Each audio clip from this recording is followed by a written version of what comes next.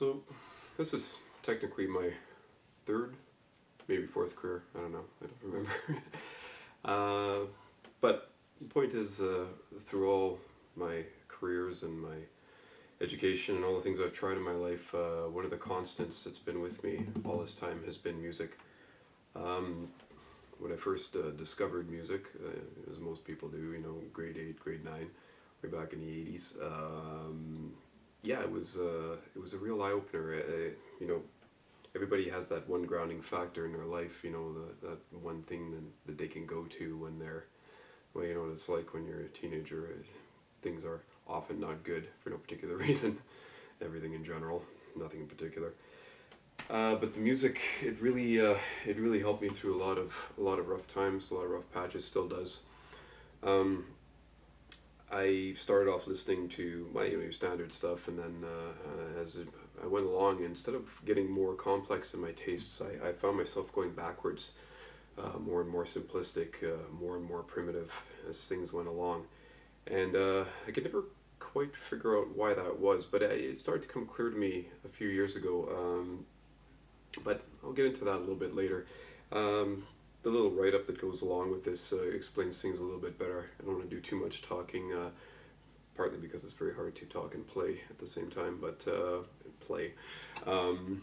Anyways, the style of music that I play and listen to is called hill country blues. It's a very primitive, a very old form of blues, originated from reels in at the turn of the century, the other century, and sort of morphed into the blues around 1920-ish with a guy named Charlie Patton, and it went forward from there. There's a couple parts to the blues, and this form in particular. One is this very rhythmic drone.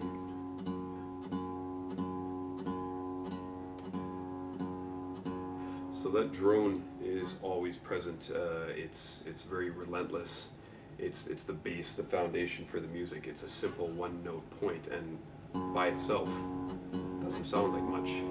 There's also a melody, sometimes 2 or 3 melodies that'll go over top of that drone.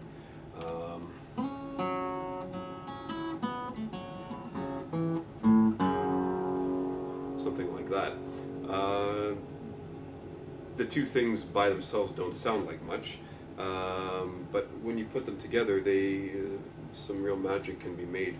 Of course, the drone is, well, it's me. Not in a bad way, drone, but I view my teaching aspirations and my future teaching career as a very foundational person. I'm a very simplistic person. I like to work things properly from the ground up. I'm not technically perfect at well, anything, but I do understand basics and foundations quite well, and that's one of the reasons I want to teach middle school, is because I feel that's a point where you can really firmly ground someone and teach them something so well that they'll have that foundation for the rest of their lives, and they'll be able to morph it into things way beyond what I could possibly show them in secondary or beyond. But to me, it's all about the foundation, the drone, the students.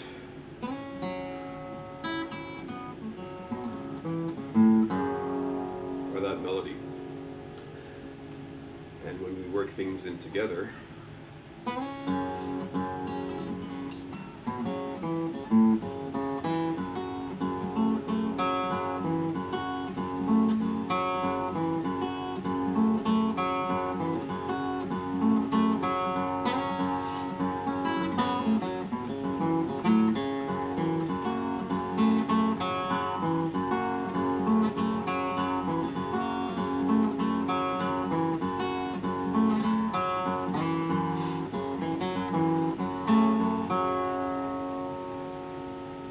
it's something completely different, and something that to me is very special, my lack of abilities and skills notwithstanding. There's also another part within many of the songs, and the musicians would use this live a lot. It's called a vamp. The vamp you'll see in the middle of the song, and I'll give you a little bit of a cue as to when it starts. But the vamp is a section where the students can really musicians, the students can really begin to stretch out a little bit. It's a very solid backdrop. It's got components of the melody, it's got components of the rhythm, but this is their inquiry portion in the music. In a jam session, you'll see musicians try all kinds of crazy things, and a lot of them are they just fail miserably. But it doesn't matter. It's everybody has fun with it. Everybody will laugh, and then you hit that eureka moment where you're like, boom, you got it. And that's what the vamp is there for. It gives you time, it gives you space to open up your creative thought, and it's non-judgmental. Everybody in the jam room takes a turn at the vamp, whether you want to or not. You sit in that circle, you're in. That's the part of the teaching. It's the inquiry section. It's the chance for students to take some risks, throw themselves out there, have some fun. The rhythmic portion has fun. The melody has fun, and the vamp and the stuff that comes out of it sometimes can be quite magical. Within the vamp, the rhythm can have some fun. The melodies, as I said, can take their own turn, and collectively the song can completely change its tone quickly and suddenly and without warning. It's things you just cannot plan, and that's the way I want my teaching to be. I want to go in there with an idea, and I want those students to grab it and take it somewhere that I never ever thought was possible.